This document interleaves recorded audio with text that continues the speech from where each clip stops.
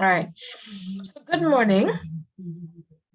I am making yet another video based on some of the memories that I have. And I'm telling people to please, please, please understand that what I'm saying is the truth. It is the truth. People can use media and play on people's perception to distort what is truth. Or sometimes you have a little bit, 2 drops of bad things or elements, just 2 drops in comparison to the bigger picture and the bigger things. Think of 2 drops of coloring and think of a 650 milliliter bottle of water. We have all this good and you drop 2 drops of blue in it. Inevitably, that entire bottle will look blue. Does it mean that these other elements, H2O elements, is it bad? Was it ever bad? Or is it in that instance where these 2 parts that it contaminated the water or made it look contaminated? It could have been purification. It could have been something good for the health of the people or persons who have to drink it. All right. But somebody take a look and say, they have blue water and we only have pipe water and river water. I don't want them to have that. So they start bashing with lies and saying that the water you are drinking is poisonous and contaminated. All it has in it is some blue coloring, food coloring, so it's perfectly drinkable. It's edible. All right, it can be consumed by humans. All right? And when people are paid by one party, they defend them. When they are being associated and seen with the rich upper class, they get kind of bazudi in our culture. We call it bazudi. Some people say stupid. They stop thinking rationally and they start being unethical. And they start putting lies to make the boss or the person they are supporting feel, we are for you. We are on your side. Them can't give me nothing. It has to be true. We can support all. They have we support. And these people in their mind saying, boy, all you go to shift, all you can't see. Those are the kind of people what does help all there, not us. All right? Not us. So, this is true stories. Again, I told you when I was going to Williamville, my first crush was Solomon Babwa. All right, my first crush was this guy.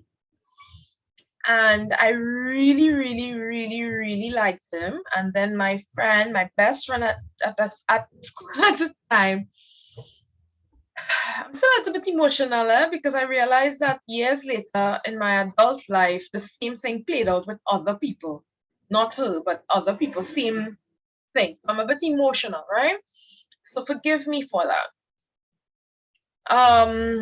She liked him as well. So long story short, people set up this whole scene to make it look like I was cheating on him. Perception.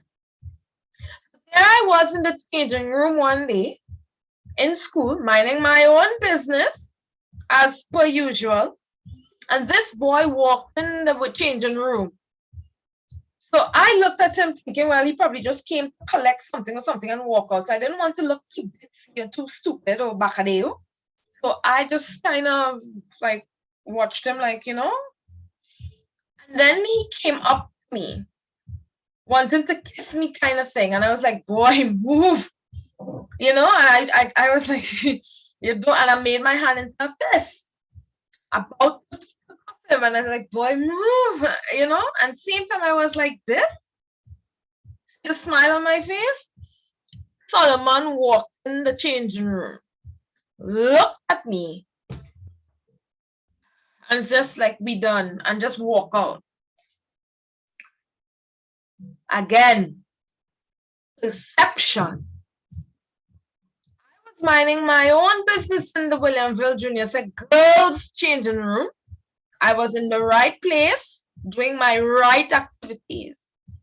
And this guy came into the changing room, made an advancement, so I graciously warned him, right? Because before I pounce and fight, I will put on a smile on my face. That was me as a kid. Please don't do that. Please don't. I'm serious. Please don't. And if they don't listen, that's when I start getting physical. I said, don't do it. Right? That's the way I played with my 3 brothers and my many uncles. I would put on the baby voice and the baby face. And then if they don't listen, I jump on top of them and I put them in a chocolate. They let me win because I'm the only girl at that age in the family. Right? So they let me win. When I was in school and that happened, that's why I placed the grin on my face, because I was accustomed to that, right? And when Solomon walked in and saw me, he thought that I was cheating on him with this fella because of how it looked. I tried and I tried and I tried to explain, but he just wouldn't listen. He didn't take my calls. People said he told his mother about me. I told my mother about him, you know, and it was just so humiliating. So that was one of the reasons I became very reserved. That's one of the reasons I became very, very reserved in school, because I realized how people could play on perception. There was this other guy, right? I can't even remember his name right now. He died a couple years ago. And my friend at the time, Candice Gonzalez, she told this guy I wanted to kiss him and I really liked him. So one of the days when I was walking through the corridor near the changing room, this boy literally grabbed me and put me down and kissed me. So I am out of my bunkers, like, you know, like just like that kind of thing.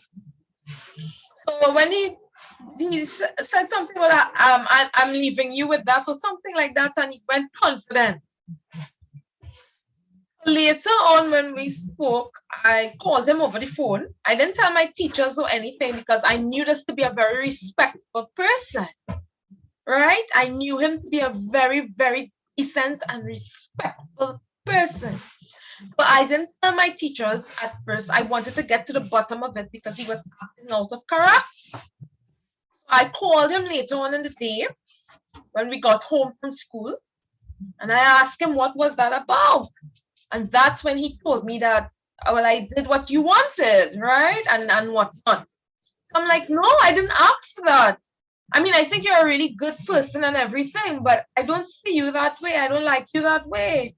So that's when he said, you didn't set up for us to meet and to give you a kiss, whatever, at that spot, whatever. And I was like, no. When we started talking more and more about it, then he realized he was set up. I said, just be careful, please, because next thing somebody charge you for rape or something. I said, I'm cool, right? I will talk to you and get to the bottom of it. I'm that kind of person, right? Ever since. My mother taught us how to investigate from small, right? Who takes the milk and sugar? Come here and line us up. I learned from small how to interrogate to a certain degree, all right? That's why I don't rush. Now, after we spoke about it and whatnot, we became best friends. So he said that don't say anything. He will play she, right? But he started to make her think, well, we were real dating and she did a real good hooking us up and all kind of thing. And when he did that, they kind of eased up on me because they were thinking, well, he was my boyfriend and I had a guy. So, you know, all these other girls felt less intimidated, sort of. All right? Now, That was just one instance of how perception, well, another instance, sorry, of how perception and people could frame you. And these were junior sec girls at the age of 15 and 14 years doing these things. These things happen between the age of 13 and 14. So one of the things was that I told you my friend Christina Douglas had dated this guy named Rajesh. She told me she had this boyfriend named Rajesh, right? And he was really nice. And I was really supportive of her because she was my best friend, right? She was my best friend. So I was like, well, that's cool, you know, because don't do anything wrong with him, but you talk and think, because that's what my mommy told me. My mommy said, you're young, you're good, you're beautiful, you will have feelings. She said, nothing is wrong with talking to a boy or having a boyfriend, but do not have sex with them. Because when you change schools, if you sleep with someone in junior sec and you switch schools to a senior sec or a composite or any other school, what would happen is you might grow apart because that boy will choose a next skill close to him in that school and you would be used and you need to keep your virginity. Right? She said, when you marry, you give that to your husband. I was like, yes, mommy. So me now in school telling all the girls who are my friends, right? Well, acquaintances, but Christina was really my best friend, right? I would be like, girl, nothing wrong with that, but don't do nothing with them, right? Mommy said, just don't have sex, right? That's what mommy tell me. So she was, she's like, her mother will cut her if she only do that, right? So I was like, my mother too. She, you know, we would bond. We were bonding, right? So one of the days she told me she went to the movies with this guy named Rajesh. And when they were walking through Princeton, all of these other people were screaming and making noise and, you know, real bigging him up, sort of, as we would say it nowadays. And she was like really angry and she was quarreling for the attention, right? She wanted the attention. So she was like, you know,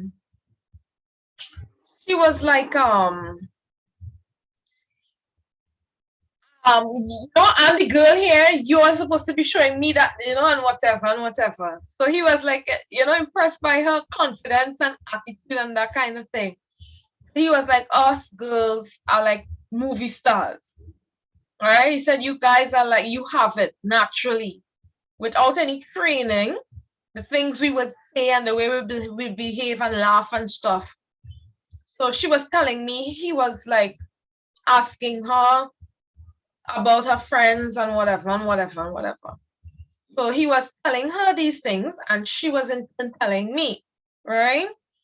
I was like, seriously, people think we could be movie stars? And I would laugh, right? I was like, you real pretty, right? I don't know now, because I was the more reserved one. I would be the more quiet one. She was the one who was more talkative because she had everybody laughing with the things she would say, right?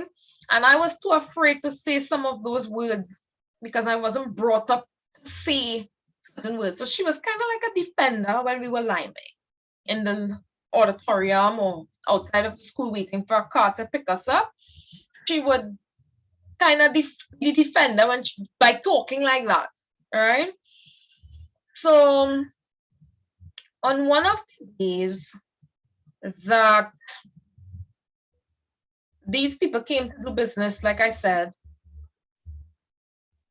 on my private family matters, in my private family matters, right?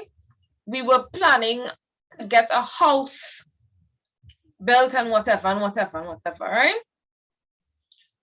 And I am being very serious here because a lot of people want to say, well, why they can't shut she up, hear what she's saying and whatnot. But because the public, no matter how much you try to tell them, I used 2 examples of what these people did, and these were 13-year-old children, and they did it to me at that age. I know.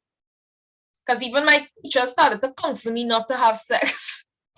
I never had sex when I was in school. I never had sex in school, and I never had sex when I was a teenager going to school. It was books. Even at the university level, I never had sex in school. And I remember a boy earning my respect when he saw that I really didn't play the fool in school, right? We would after school go out and have a burger or something, but in school, never. I have respect for the places called institutions, right? And that is what these people can't understand. Some of these girls were doing that. When their parents found out, they knew they didn't have a big future, because in those days you had to be a virgin to marry out. Go to the next level, you had to be a virgin, you had to be pure, and you had to marry out. Some of these parents, one, they knew their daughters were not virgins. On the other hand, in my personal family matters, we had our business going on where this house was being built for 10 million pounds and whatnot and whatnot. So when Christina and I were together as friends and we had stopped talking, there was kind of a split in school. And you know, typical people, I think there was an election coming up or had just gone, something like that, around the era, right? Or was coming up. I can't even remember exactly, but I knew there was an election or something like, I think 1998, when the Fitzwilliam had won that pageant. It was a big stir up in the country as well. And there were other things. I think they had some oil and gas contracts was signed and big things. So a lot of people wanted to split Christina and I up because they wanted me to lose that support, one. Probably because they thought I would give it up to them, my body that is, if I had that support taken away from me. And you know, most girls, low self-esteem, they give in, guys. I'm different. Low self-esteem, I turn to church and give myself to God, right? And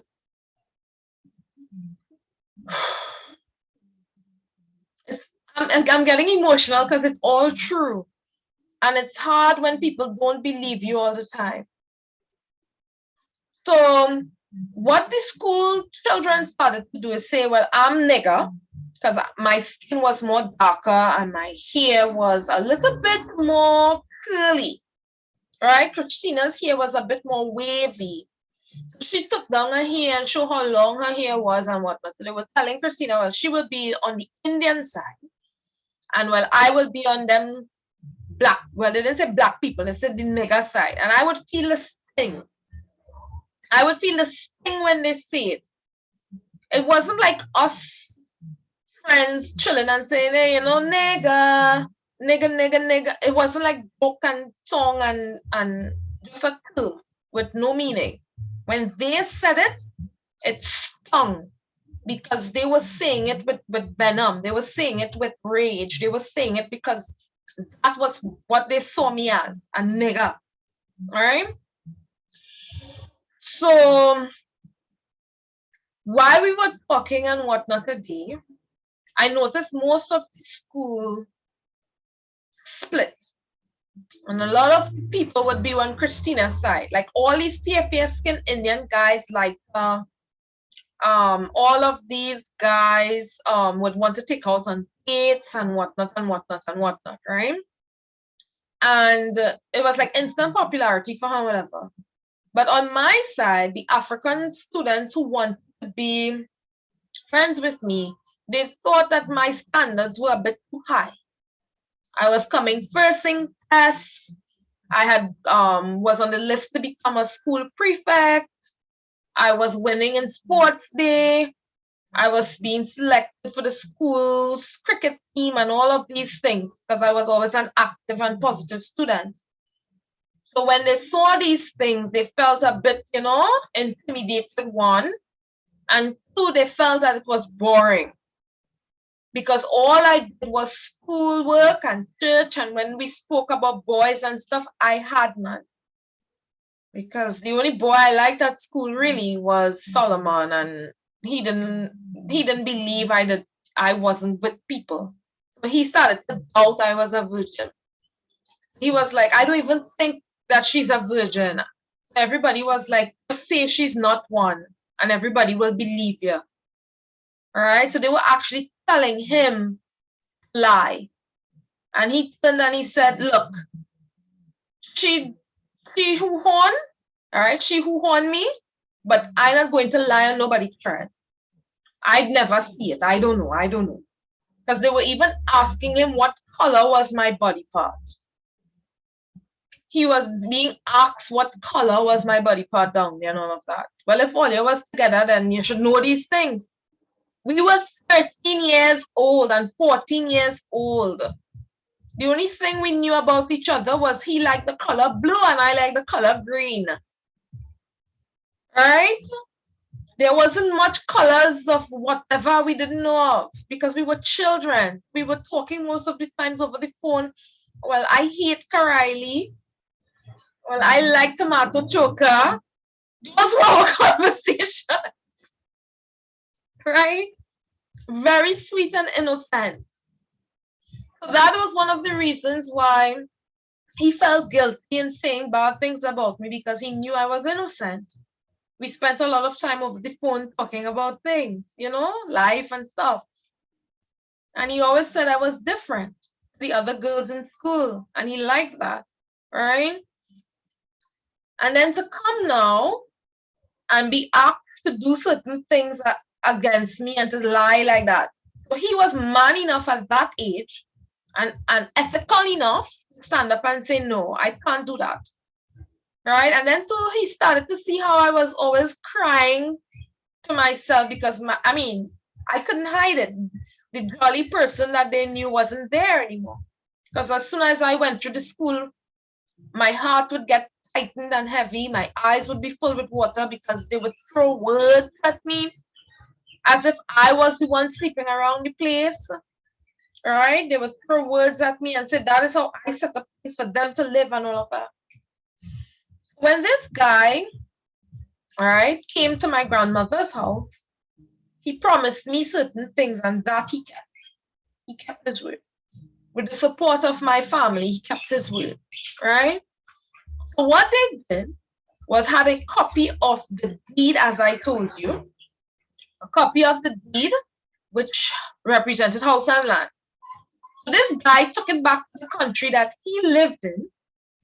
And when he took it back to the country which he lived in, he was going to use it as collateral to buy his first home. Right? He was going to use it as collateral to buy his first home.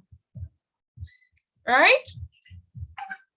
Now, when this guy, right, was in the process of buying this home or whatnot, and they did their search, they stated that the building was illegal. It was confiscated or something like that. That's the word they use. Because he wanted me to be there in the process because it was supposed to have been like our home.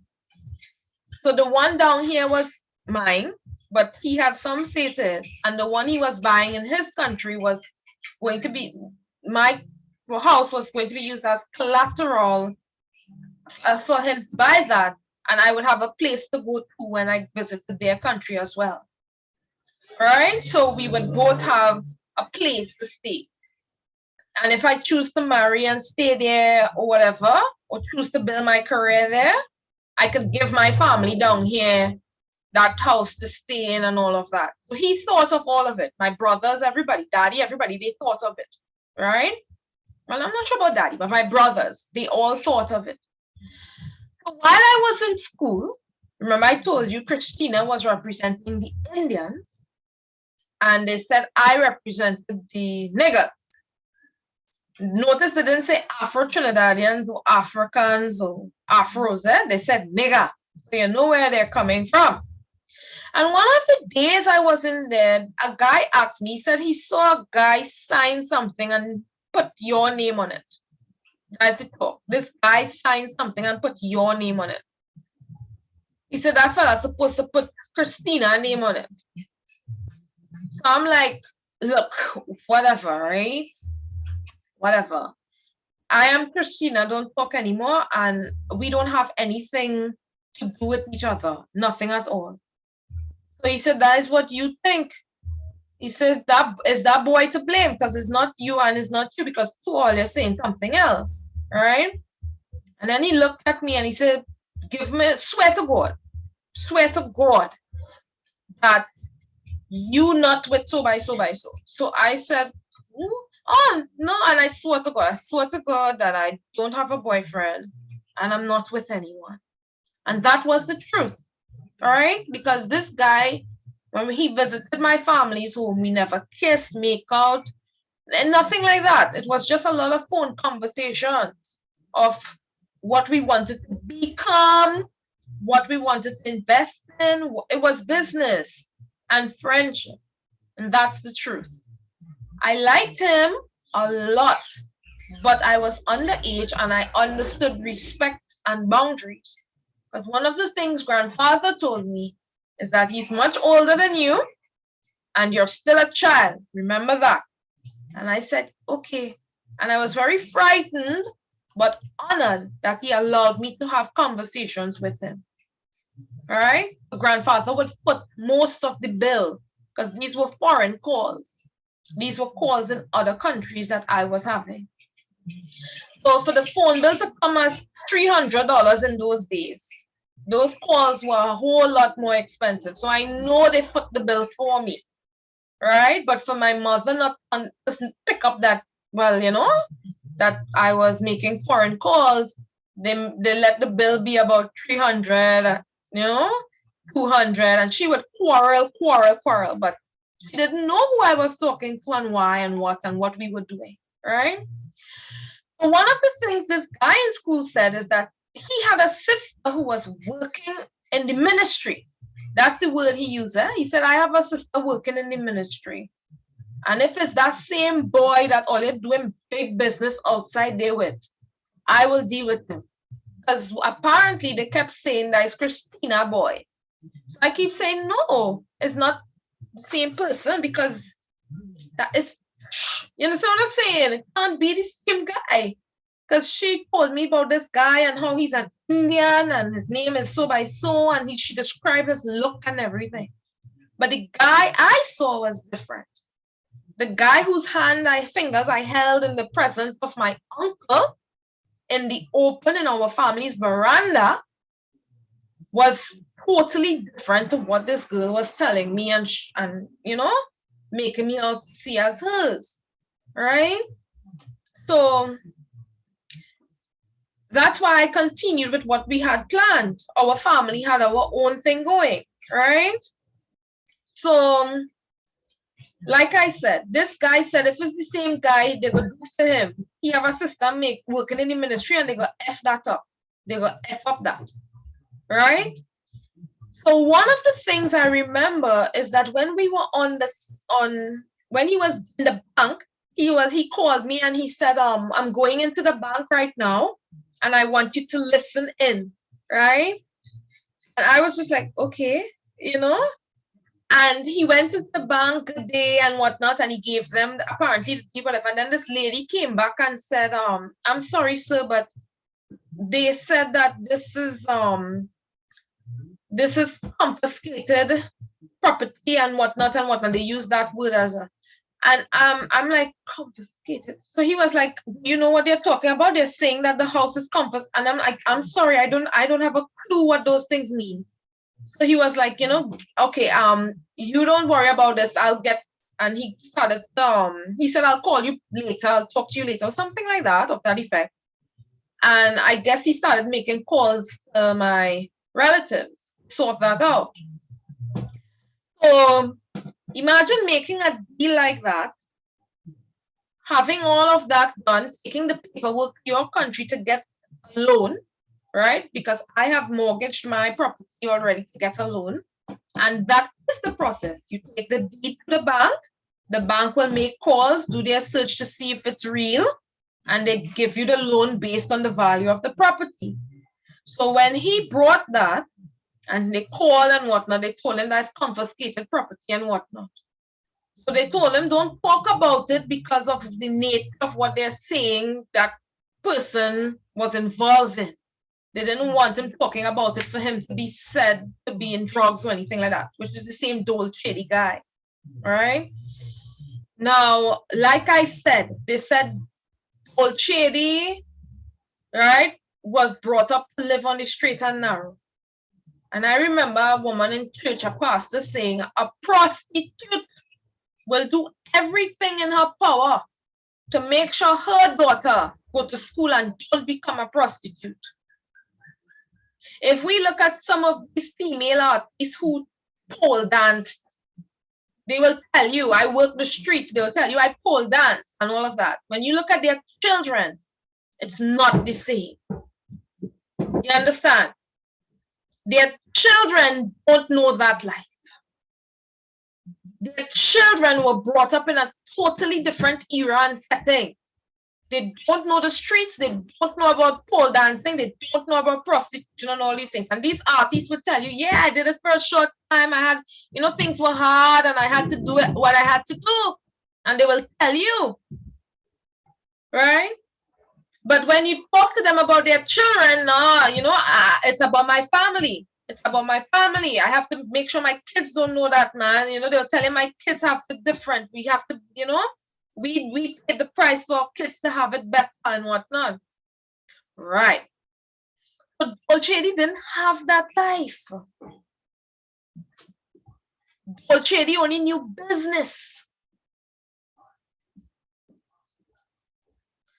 These dark Indians, them who started to be Indian and African, and I alone is African. Ezra was one girl who felt sorry for me at the end, started to be my friend. Ezra Phillips.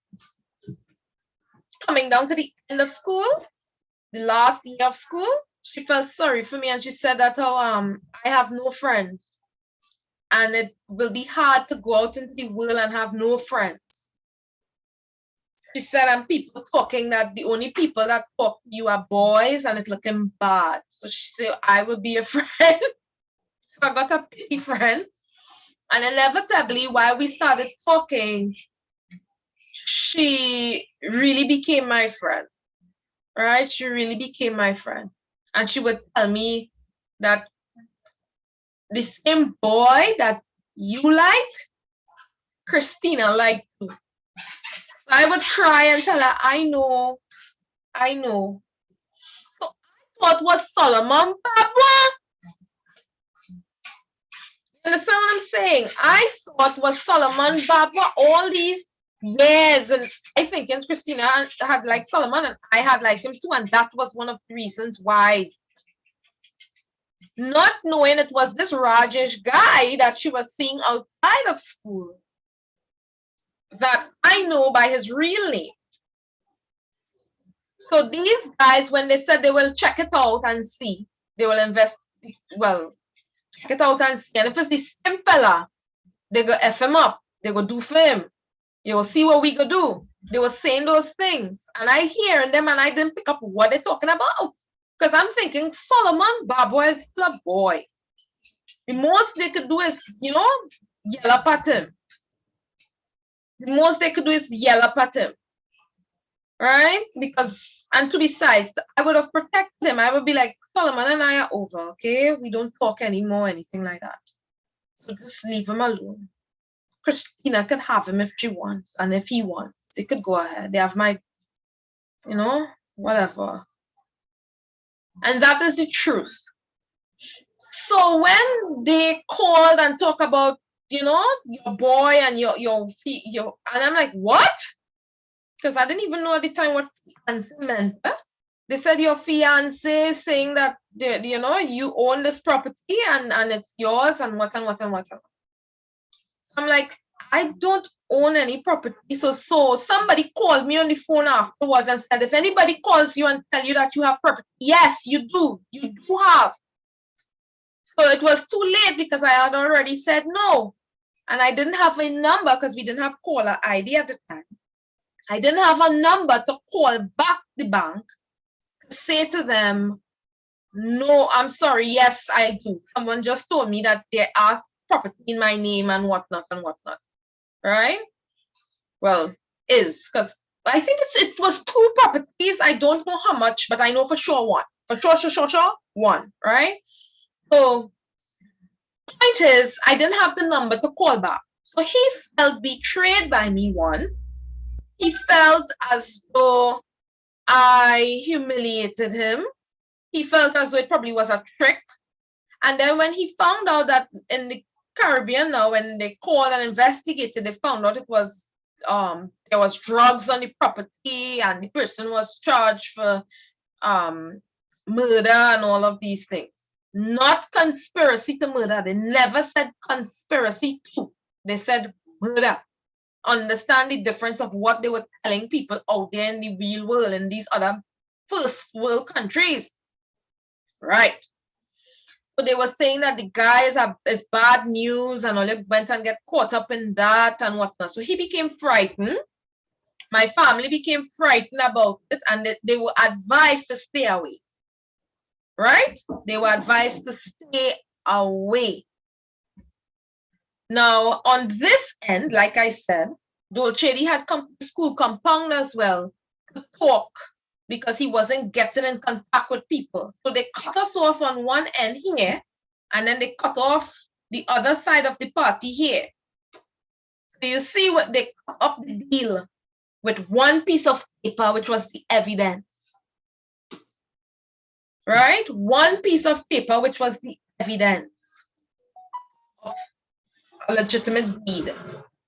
And then when they looked, they said, okay, it's real. They started to say, this is, these people are bad news, they're in fraud and whatnot. So they said, no,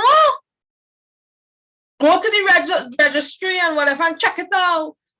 And when they went, there was no evidence because this guy got his sister to apparently tamper with it. And remember, I told you another person told me this guy came, hand a man US money. The man went and just opened a file, pull out something and hand him. He said, I don't know if it's that, but that is what I see. So I don't know if his parents at the time went to the ministry to get business done, and he so happened to be there when that went down, right? But he said the feeling he got, he said it's something important. He said, I don't know what it was, but I just know it was something important, right? So he said that bothered me whole time, and it's not even, I don't know the people, I don't know what was about, but it bothered me whole time. You ever went somewhere and something and it bothering you, you don't know who the person is, no relation to them, but it's something about it just feel wrong and you're vexed about it and you're upset about it and you just can't understand why you're so upset? Right. It's the good spirit in you that know what's going on, that upset that they're doing that.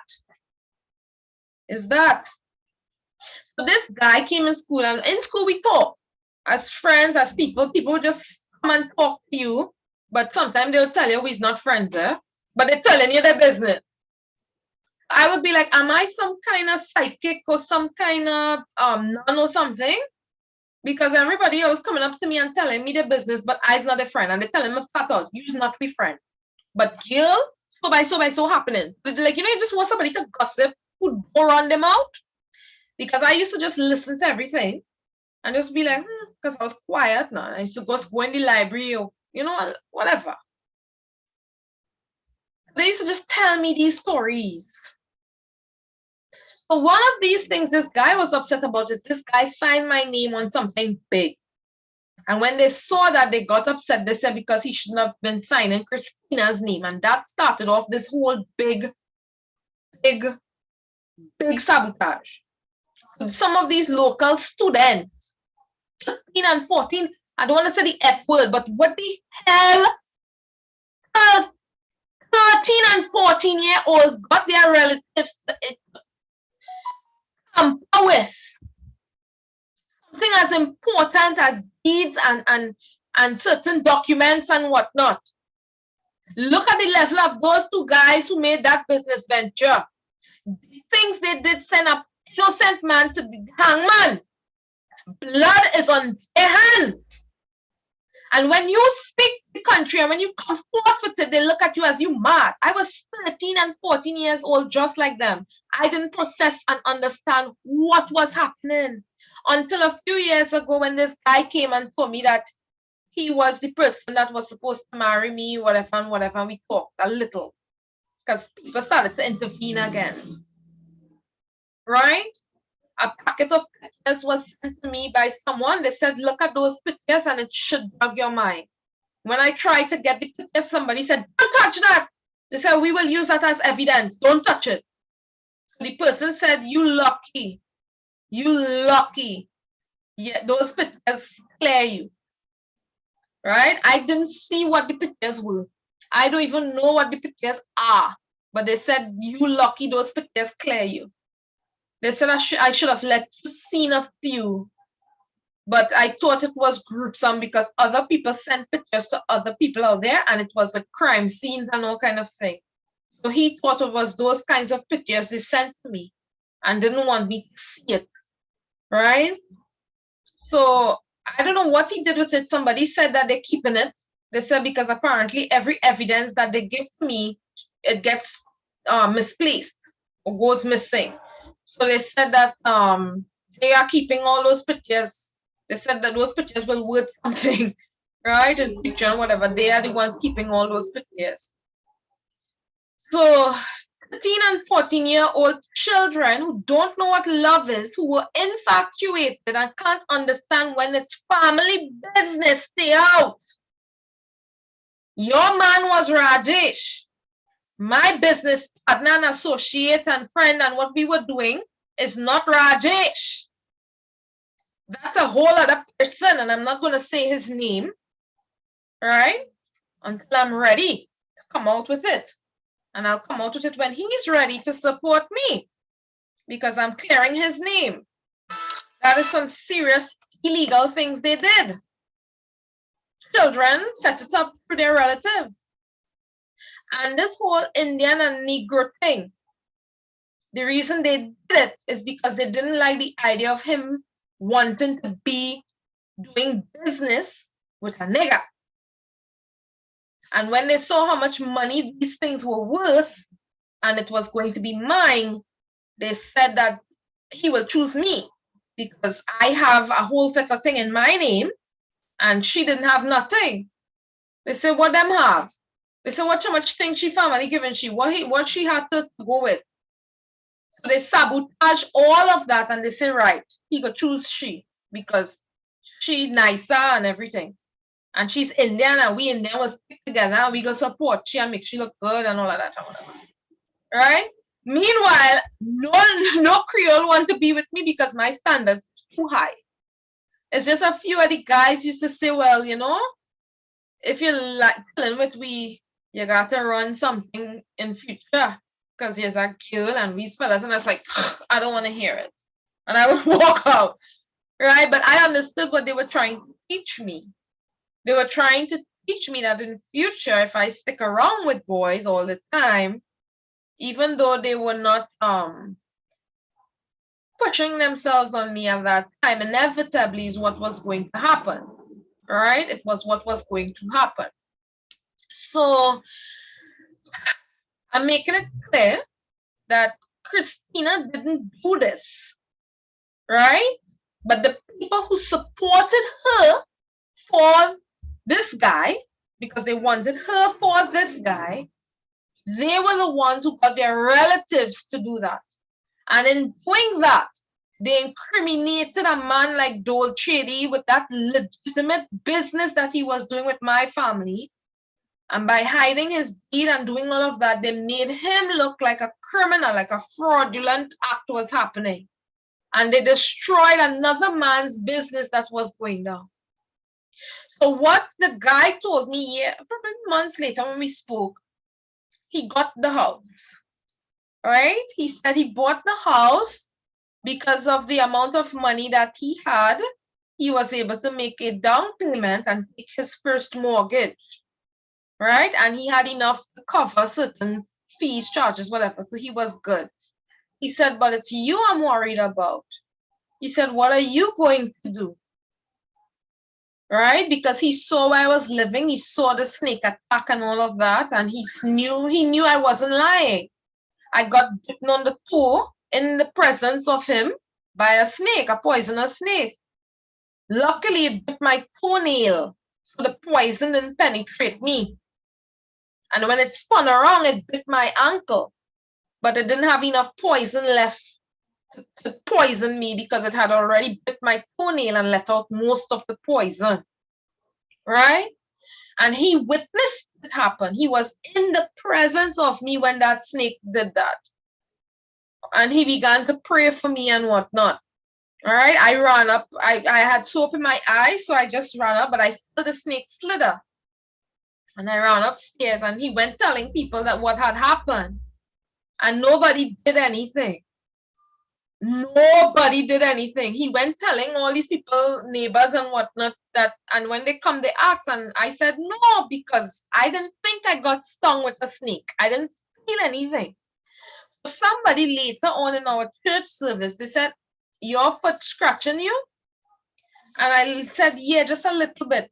They said, I thought you said you didn't get stung by any snake. I said, well, a snake didn't sting me. I didn't see a snake sting me. They said, but your foot is itching. I said, yes. They said, it is you. He said, it is you. He said, the boy didn't lie. A snake did sting her. They said, let me see. And they pick up my ankle in church, pick it up and watch it. And they squeeze a little bit. They say, not, all right? And they prayed. And they said, the word of God says we will tread on serpents and scorpions, and it will not bite us. And they started to quote those scriptures, and they just started to pray. And they just started to pray in Jesus' name. Right? So when this guy went back and heard about the house and all of that, he was worried about me for that reason, because he witnessed that happening to me. And I was like, God is good. He'll provide. He was like, you can't keep saying God will provide. And when he does, these, things like these happen, and you are left with nothing and back to square one. Right? He said, you can't be like that. And I'm just like, well, what else could I do? I'm just a child. When I'm 18 and I'm finished with school, I'll get a job and I'll get to earn money. And, he was like, that's years from now, but you're in danger now. So what are you going to do? What are your parents going to do? And he was very soft-spoken and very sweet and kind and very concerned. And it wasn't nothing sexual. It was genuine concern, right? And I told him, I don't know, I was scared. And then my mommy kept quarreling, come off the phone. Because in her eyes, that boy ain't good. Because if that boy come here for you, he should not have ended up with other girls.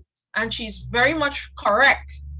Because if he had been sent for me as my fiance, as they called and said, he should not have been on dates with other people. Unless he was testing my friends to see what kind of friends they were and how close he could bring them up with us, right? Unless he was doing that.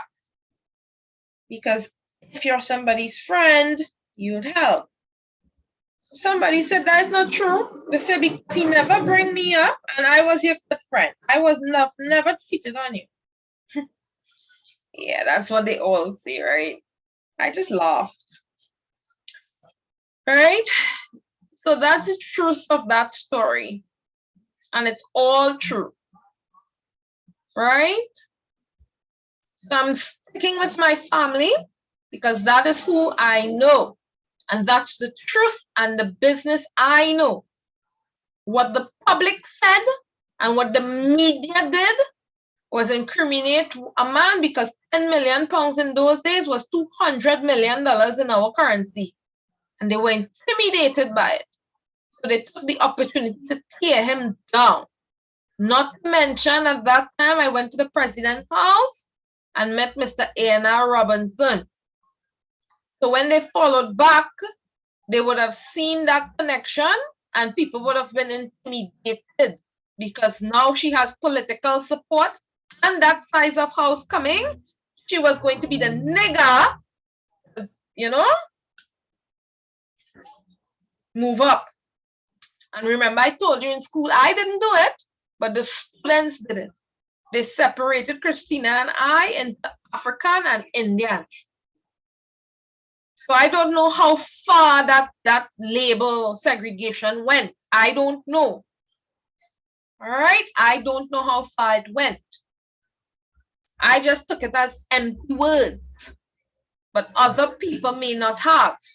Given who we were, and in some regards still are, they would have taken those things very seriously. So when Mr. A.N.R. Robinson, for an act of bravery, had offered me a reward, they would have been very jealous. They would have been very upset about, you know, an African girl getting that kind of recognition and all of that. So it created some hostility, yeah? She getting a medal, she getting all that recognition, and they want to tell me for what? What she do? But to protect the identity of the people involved in the act, I couldn't tell them what I did. And they were upset about that because they wanted to know exactly what she do. She's just a child, what she so could do. And it created quite an uproar and quite a stir in that little, you know, place. So when they investigated and saw that that $10 million pound house was going to be mine, and political support of that highest rank, see why they would have gotten involved as well? So to my fiance, according to my brother, and to my brother, I'm sorry I took this long to come forth. I'm sorry I took this long to put the pieces together, but I do hope it's not too late to help some of these guys put their lives back together because of the hands of these fast, out of place criminals. These juvenile criminals that did that to you in those days, along with their family. All right? So I'm very sorry. Have a wonderful day, everybody. And do take my stories. Dolcedi, in that regard, was an innocent man that was hung because of other people's jealousies on many levels and in many areas.